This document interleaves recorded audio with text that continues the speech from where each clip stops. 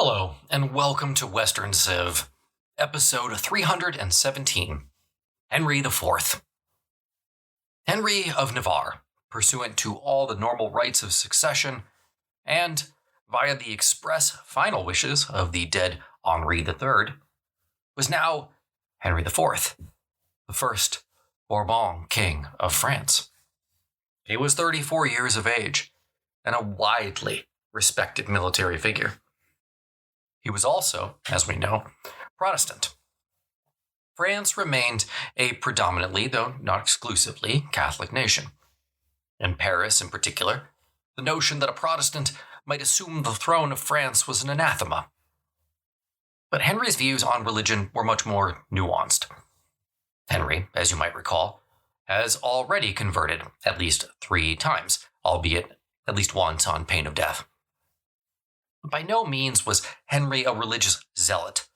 He saw Protestants and Catholics as we today might see 2 different political parties. Henry was no theologian, but upon the death of Henri III, he promised that he would look into the arguments of both sides and try to make some kind of rational decision. After the late king's death, Henry assumed around him the portion of the royal army he felt he could trust. That is to say, the Protestant portion and the moderate Catholic portion. He then dictated letters to all the crowned heads of Europe, informing them of Henri's death and explaining how he was now the rightful king of France. Henry knew he was going to have to fight for the throne, but he didn't have to want to fight any foreign powers, if he could help it. The Guise faction, they were a given. But if Henry could keep Spain out of it all, then all the better for him, though he probably recognized that that was a major long shot. While Henry met with his followers, the more militant Catholic faction met and debated the situation. The Catholic League ultimately issued an ultimatum to Henry: either convert immediately to Catholicism or surrender the crown. There was no middle ground. Henry responded, saying he would examine the matter in due course and issue a decision. But it wasn't enough. The Catholic League declared the old Cardinal Bourbon to be Charles X, the new and very Catholic King of France. Unfortunately for Henry, almost immediately, just about every single Catholic power in Europe recognized Charles as the new king. Now look, it wasn't like people didn't respect Henry's claim. Everyone agreed that by blood, he had a stronger claim than Charles X. However, the Catholic faction felt that Henry had surrendered his claim because he was a Protestant. To them, this was a simple, straightforward matter. There could not be a Protestant king of France. Now Henry, to his credit, issued an immediate decree recognizing Catholicism as the majority religion in France and guaranteeing the rights of his Catholic subjects to practice their faith. But he failed to issue a decree promising to stamp out the Huguenots.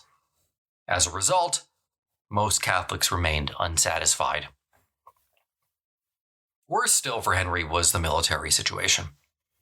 After some debate, the Duke of Epernon, one of the conspicuous Catholic royalists, informed the king he simply could not follow a Protestant. As a result, he turned his many thousands of men around and marched directly to join the League. Before long, Henry found himself deserted by all but around 6,000 men. 30,000 had left his side. Some went home, some went over to the enemy. Not a good look. Encamped within Paris were now 20,000 Catholic soldiers. Realizing he had no chance, Henry IV ordered a quick retreat in the hope that he might regroup and perhaps get support from Protestant Europe, ideally from Queen Elizabeth in England. His little army of Protestants crossed the Seine and moved north. Elizabeth did promptly respond and promised to send a fleet. Henry knew he was going to need a lot more than that. As Henry retreated toward the northern coast of France and Dieppe, many Protestants and moderate Catholics joined his cause. Upon reaching Dieppe, Henry's numbers had already increased to 7,000, though he was still outnumbered, 3-1. Dieppe was relatively defensible, though. What followed were months of incessant skirmishing. Some of Henry's friends, noticing the walls quickly closing in, urged him to take refuge in England. That had been done before by another Henry IV, but in reverse. Had he not left and returned triumphant to found the Tudor dynasty that brought Protestantism to England? Perhaps this Henry might do the same.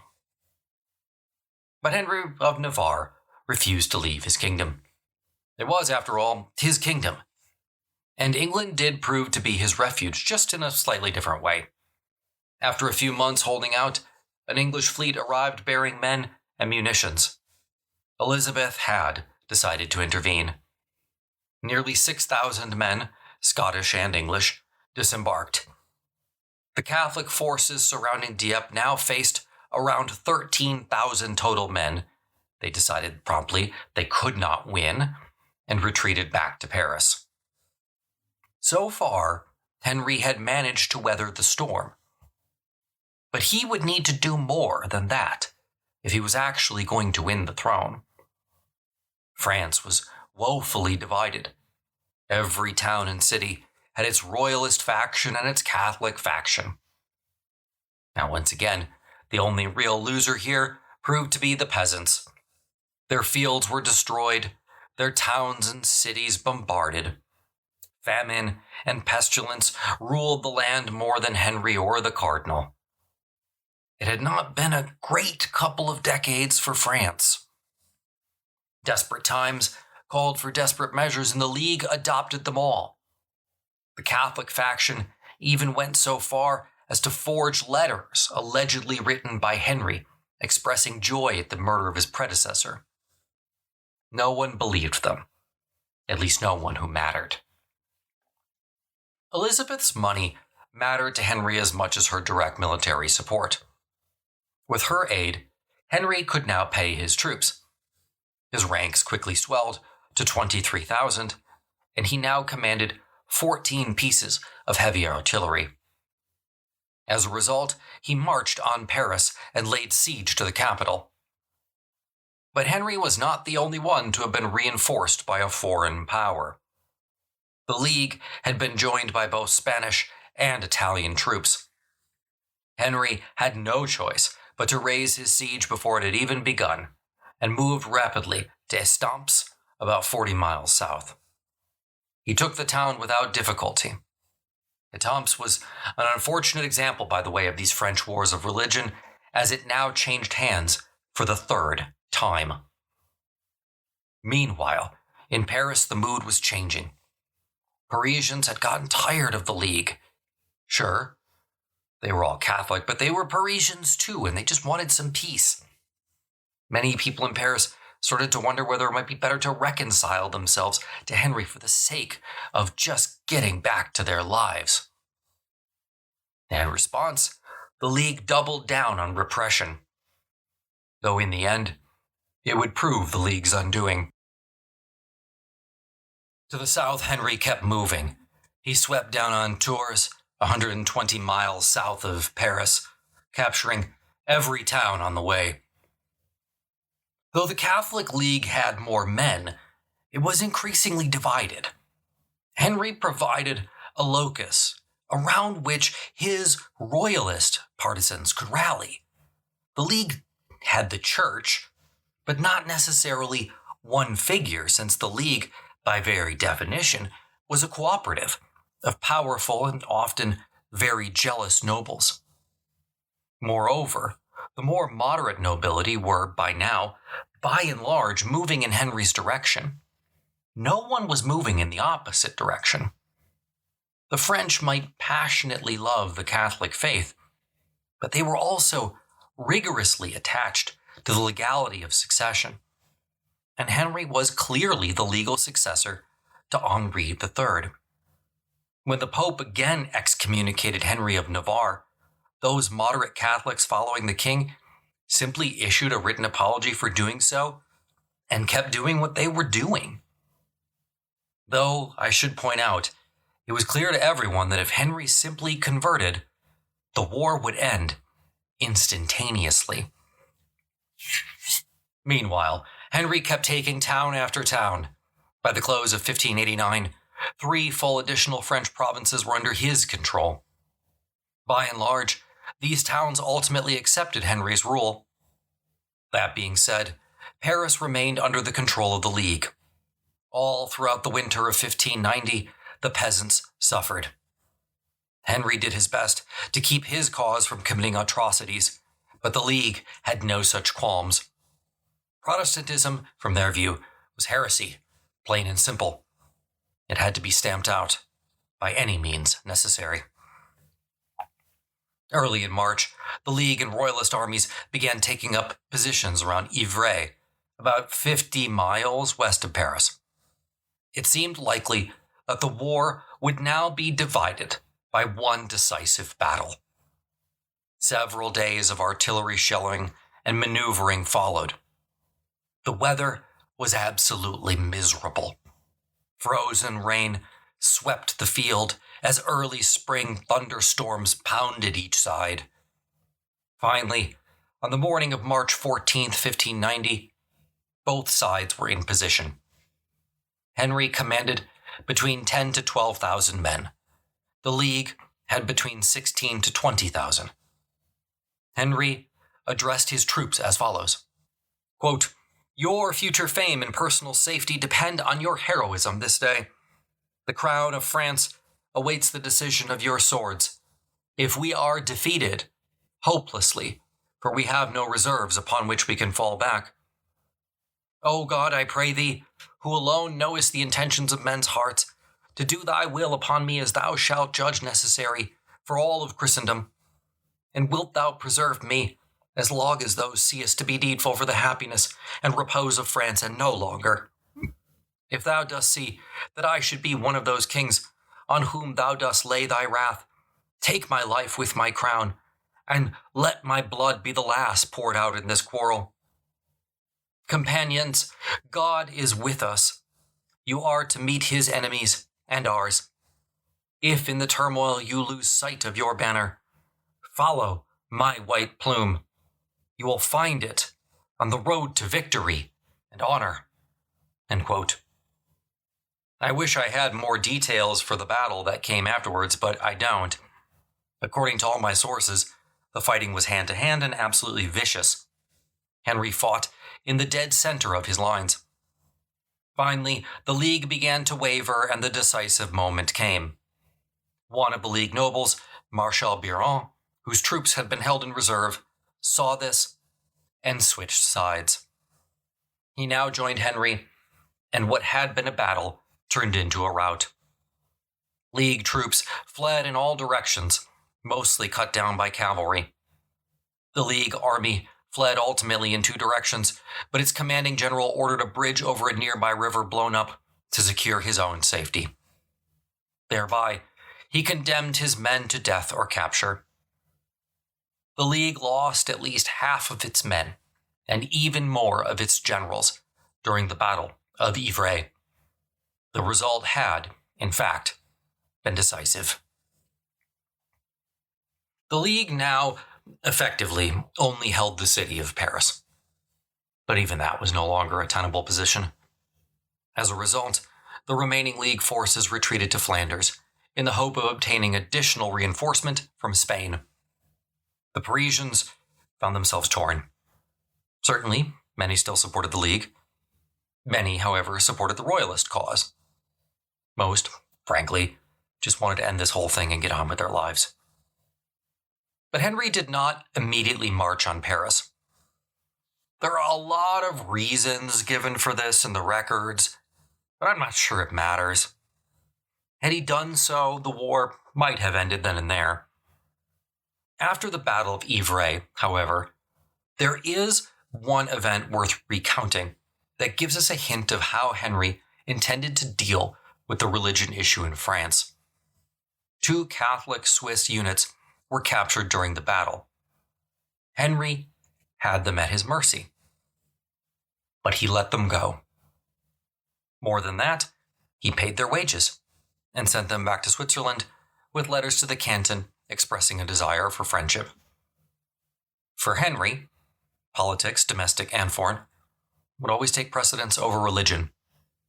He was exactly the monarch the French people needed.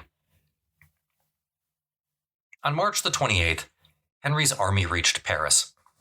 The Leaguers had made preparations by then, so a siege was in order. Henry quickly took Montmartre, and then he began to pummel the city walls. And it was around this exact same time that the Cardinal of Bourbon, Charles X, died. He had been king in name for about 2 months. The League did not elect a new king immediately. Instead, they decided to fight to win the war. If they won, then the plan was to elect someone. The League was united in its goal of preventing a Protestant from ascending the throne, and frankly, that was about it. Hearing the League was going to attempt to relieve the city in late July, Henry tried a night assault on the 24th. It succeeded in part. Henry was able to capture the suburbs, and he allowed all the women and children, plus the elderly within the city, to retreat. Only the heart of the city remained. However, that portion of the city was still behind the city walls. Early in August, the League army reached the outskirts of Paris.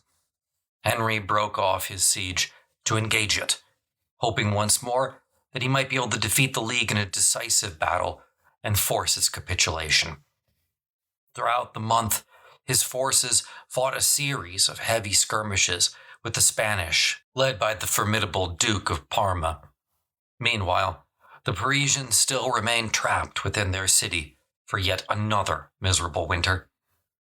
That winter of 1591 dragged on with no end of the conflict in sight. Henry's supporters realized that the only thing that was keeping this going on was his Protestant faith, and begged him to convert. He indicated, as he had before, that he had not the time to consider the matter fully, and would do so when the hostilities had ended.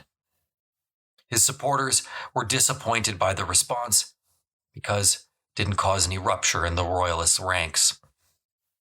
In 1591, the two sides broke away from Paris in an effort to conquer more territory. By November, Henry was laying siege to Rouen. He received more support from Queen Elizabeth, but as we know, that support took the form of the Earl of Essex, who was, in a word, terrible. While all this was going on, the League ranks continued to fracture. Since the death of Charles X, the Cardinal of Bourbon, there had been no rival heir to Henry to put forward. Now the Parisians wanted the young Duke of Guise to marry Isabella, the Spanish princess. But at least one leading general of the League, and I do mean at least, wanted the throne for himself. Paris now effectively split from the League.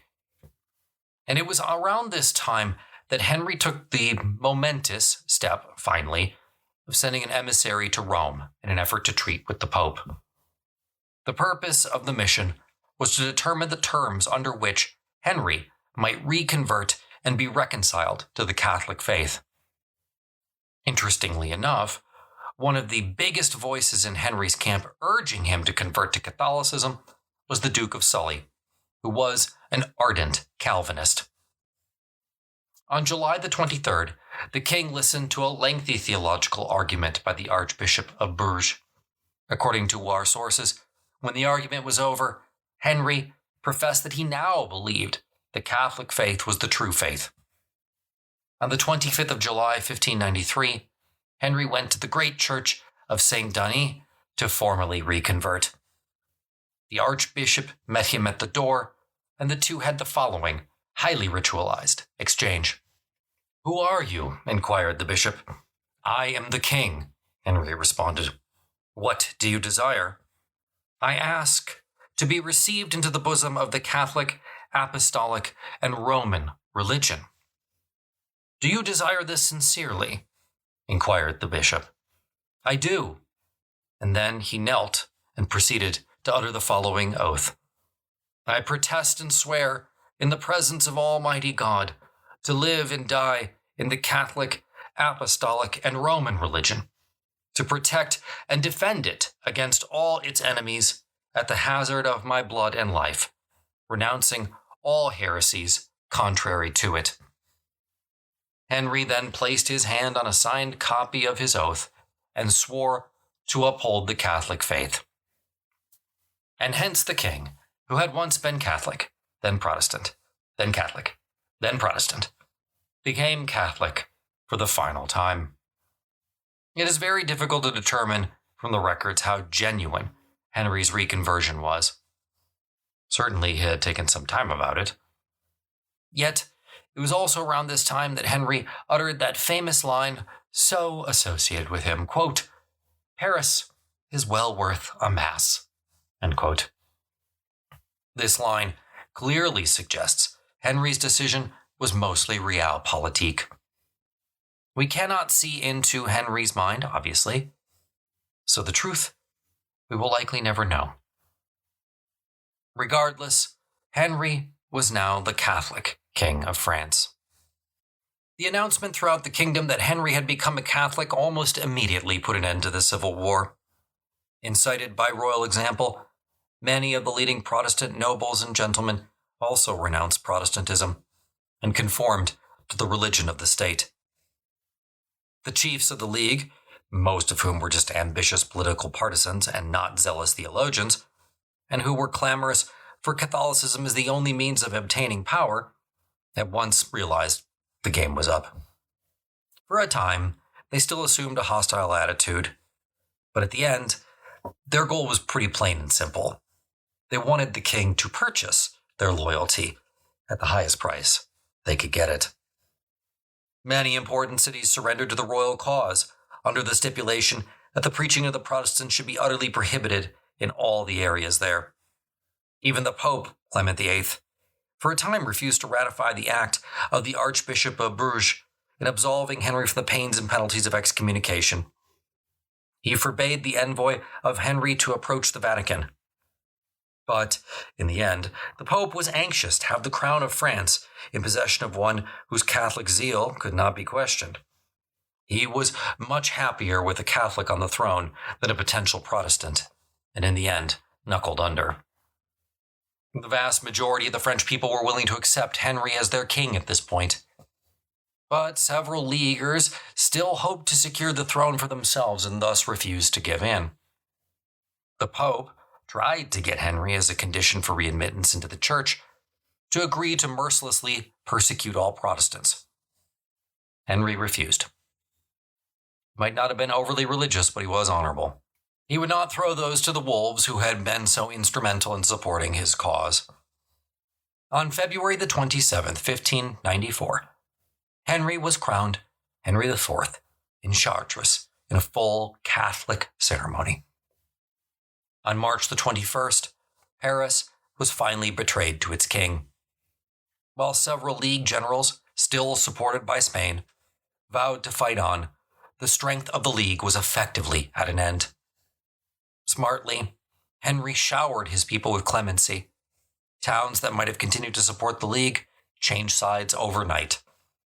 The Pope made Henry's emissaries go through a little farcical ceremony in Rome in September of 1595, before the pontiff would accept Henry as king. But it was done, and he was. The Civil War was finally over. France was finally worth a mass. Henry allowed the Protestants to continue their political associations and gave them the right to worship freely, but only in certain towns and in certain spaces. The war would continue in the peripheries of the kingdom for some time, mostly because the partisans were supported by some other European state, mostly Spain. The financial condition of France was utterly ruined. Henry had to get through the remainder of his reign on a pauper's budget. By and large, he responded to the financial crisis by reducing taxes and simply cutting his own spending. Certainly this helped, but by and large, France's financial condition improved when all the fighting stopped. Still, many of France's more endemic financial issues will absolutely still be here on the eve of the French Revolution. Indeed, they will help cause it. Many urged Henry to at least banish all the remaining members of the League from Paris. He refused, saying, quote, "They are my subjects, and I wish to love them equally," end quote. That was a striking statement of religious tolerance for this age. The most important product of Henry's reign, by about 1,000,000 miles, is the famous Edict of Nantes. This ordinance, which receives its name from the place where it was published, was issued in the month of April 1598. It granted to Protestants full private liberty of faith. It also permitted them to enjoy public worship in all places where the right was already established. Protestant lords of the highest rank could already now celebrate service in their castles with any number of their retainers. Nobles of the second rank could maintain private worship in their mansions, to which 30 people could be admitted. Protestants were now eligible for public service. Their children were to be admitted to schools, the sick to the hospitals, and the poor to their share of public charities. In a few specified places, they were permitted even to print books. The Edict of Nantes was really unprecedented religious toleration for an age, as we'll see soon, where religious toleration was few and coming. Catholics hated the edict and blamed Henry for it for the rest of his life. Henry had to go to the Paris Parliament personally and insist that it be ratified before it finally was. Neither side was truly happy with the edict, but it got France out of the perpetual cycle of war, famine, and disease that had really perpetuated for the last 50 years almost. I wish I could say the same for Germany, but as we will see soon, there will be no Edict of Nantes to stop the 30 Years' War. Henry's biggest conflict for the rest of his reign were his own nobles. He tried to curb some of their abuses as best he could.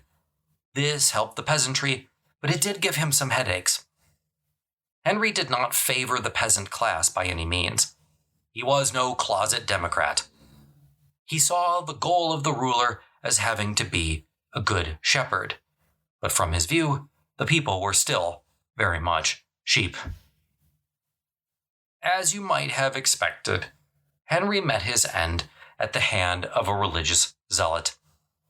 On May the 14th, 1610, Henry was on his way to visit one of his ministers who had fallen ill, when a fanatical monk jumped on the wheel of his carriage and plunged a dagger into Henry's heart.